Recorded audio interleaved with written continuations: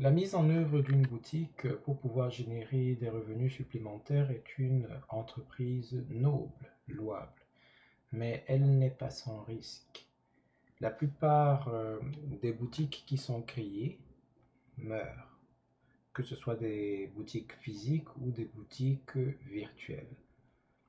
Mais dans le cas particulier de l'impression à la demande, il y a 10 questions principales qu'il serait important de se poser avant même d'entamer le processus.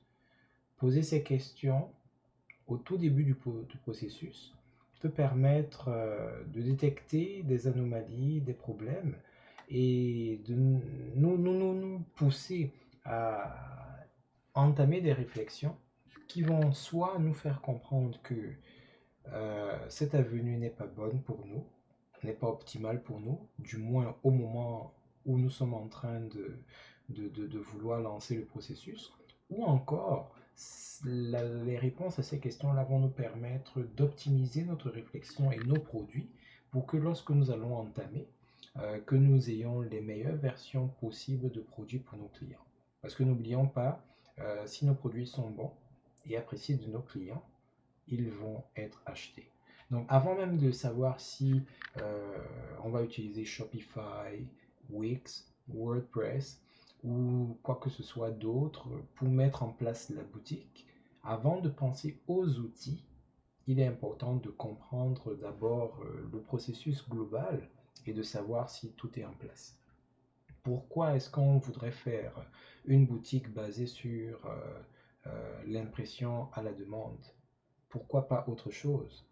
Dans le cas où on voudrait vraiment créer une boutique basée sur l'impression à la demande, print on demand, quel sera ou quels seront les messages que nous allons afficher?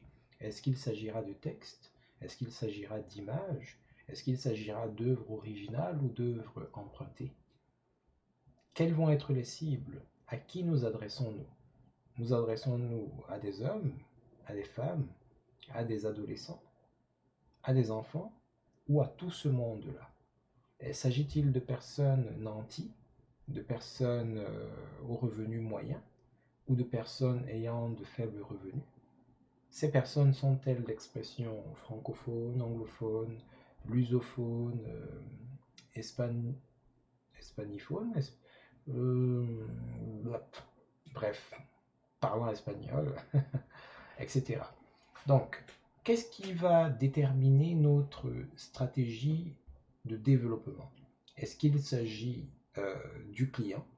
Est-ce que c'est sur la base des besoins du client que nous créons des produits, par exemple des t-shirts, ou est-ce que nous créons d'abord notre t-shirt ou notre casquette et ensuite on cherche quels sont les clients qui sont les plus susceptibles de l'acheter?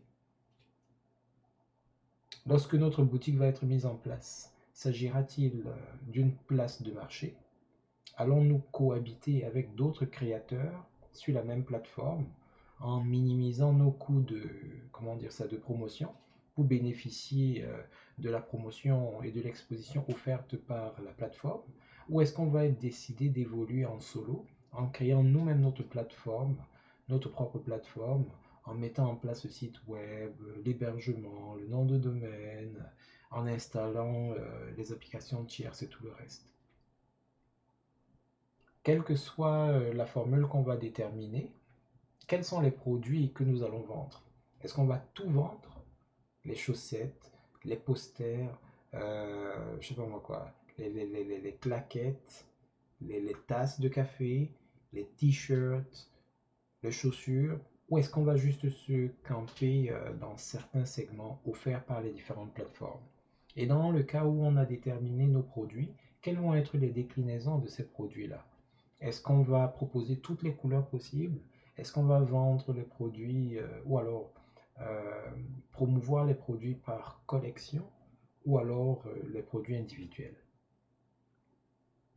Lorsque toutes ces réponses ont été trouvées, on peut commencer à examiner le marché local ou du moins le marché qui va abriter euh, les cibles de notre boutique.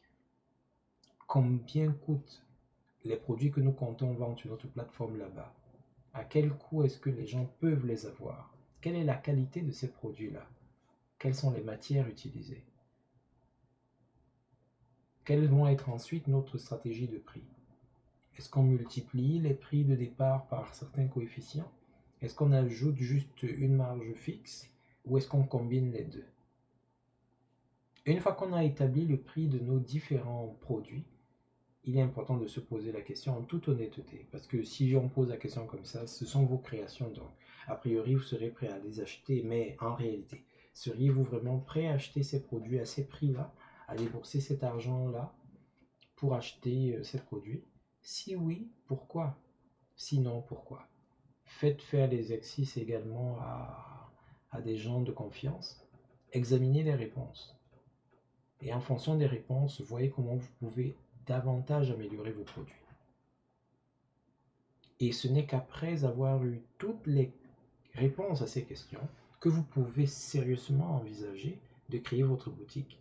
Et c'est alors et alors seulement que vous pourrez commencer à réfléchir à Shopify versus WordPress versus une solution plus personnalisée, etc., etc. Donc nous espérons que ces 10 questions vont vous en permis d'y voir un peu plus clair dans votre projet, qu'elles vous ont permis et vous ont outillé pour que vous preniez les bonnes décisions. Ça ressemble parfois à du temps perdu, mais ces minutes, ces heures que vous prenez le temps de prendre vont vous sauver beaucoup de temps dans l'exercice proprement dit de vos opérations. Donc une fois de plus, merci d'avoir suivi ce cours et bonne chance.